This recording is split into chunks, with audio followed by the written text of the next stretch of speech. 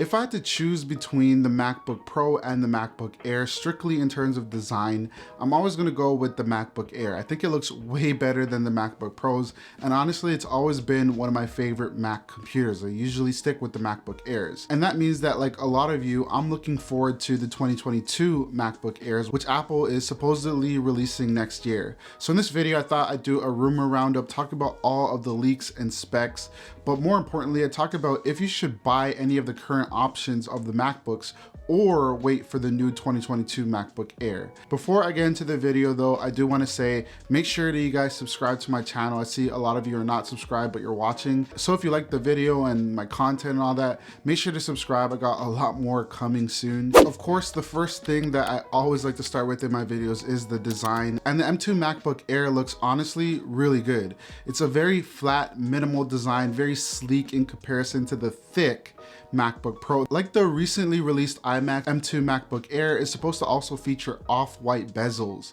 So usually we get the black bezels on the Macs, but apparently according to rumors, this one is gonna have that white look on the edges, which I think looks kind of cool. It's also gonna have a white keyboard, which I don't know, I kind of like the black keyboard a little bit better, but I get it won't contrast well, so they're probably also going to go with a white keyboard. Probably the same keyboard that we get with the recently released MacBook Airs. I doubt Apple's going to like change the game already and put a newer keyboard on the MacBook Air. They probably put it in the Pro line first. The notch is coming to this display, and I don't think that's a bad thing. I do like the way the notch looks. I'm like one of the only people that actually like it, but I don't really notice it, and it makes it look more modern and more in line. I'm willing to bet everything that Apple will also include a notch on this device. And also apparently inside that notch, you're gonna find a 1080p camera, which is an upgrade from the 720p that we currently got for like the MacBook for years.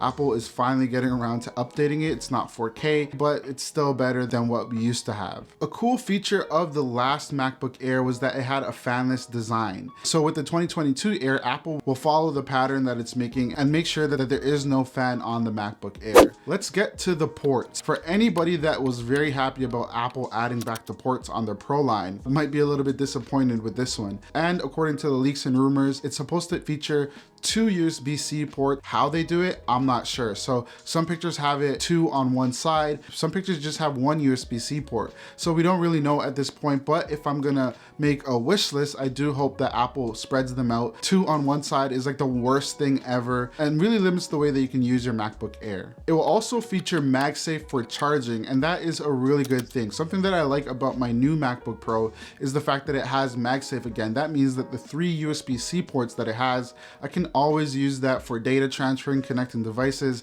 I don't necessarily need to use it for charging and wasting that port. Another port that the MacBook Air is allegedly gonna have is the headphone jack. And personally speaking, I don't use it. I always use wireless, either my AirPods Max or my AirPods Pro. For a lot of people, including like DJs and people that really would like to plug in, then they'll be happy that there is the aux port on the MacBook.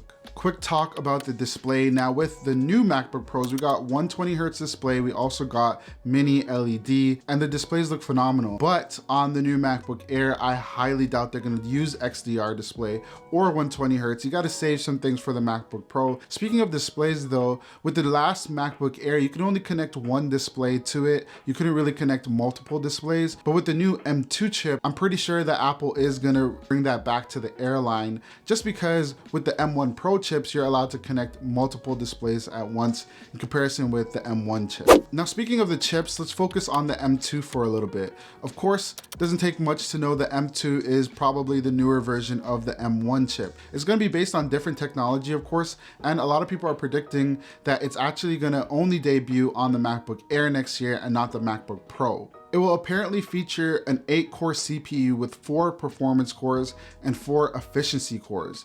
The GPU should also have around 10 cores or 9 cores on the base model. This will give you around a 50% boost in performance, and that's just based on the upgraded cores. It will also have a much better battery life because of the efficiency of the M2 chip, and that is something I'm looking forward to. I think the MacBook Air battery was a champ. It lasted all day for me on my M1 model.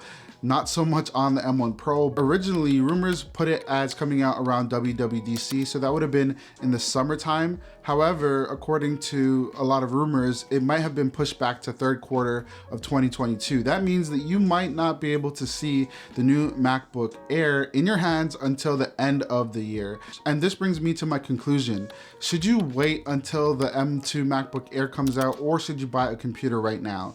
And here's my answer. I think that for a majority of people, I think 99% of viewers of this video are probably good enough with the M1 MacBook Air. It's so powerful. I'm able to edit 4K videos with no problem. If you do need more power, then you could still go with the M1 Pro chips because it has more ports. If you like to upgrade it to take advantage of the faster speeds, or upgrade your RAM or do anything different, then you might want to go with that. But for now, I really think that the best value MacBook is still the M1 Air currently, and waiting a year is so long. But if you can do it, just do it and get the M2. Let me know what you guys think in the comments down below. Any questions that you have about the M2 MacBook Air coming up, give the video a thumbs up as well. And don't forget to subscribe to enter that $25 Amazon giveaway. Thank you guys so much for watching. I'm gonna see you guys in the next one. Peace.